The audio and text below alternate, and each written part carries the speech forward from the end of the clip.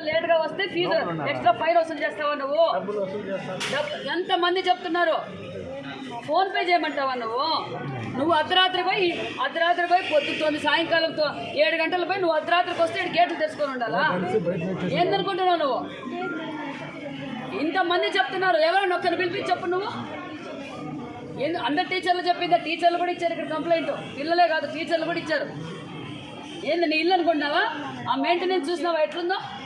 నువ్వు 1 నెల రోజులు నీ వాష్రూమ్లో నీళ్ళు రాకపోతే నువ్వు ఎక్కడ మోసుకొని పోయి తీసుకొచ్చుకుంటావా? పైకి అప్లై 2nd ఫ్లోర్కి నీళ్ళు ఎత్తుకుపోతారు ఆడపిల్లలు.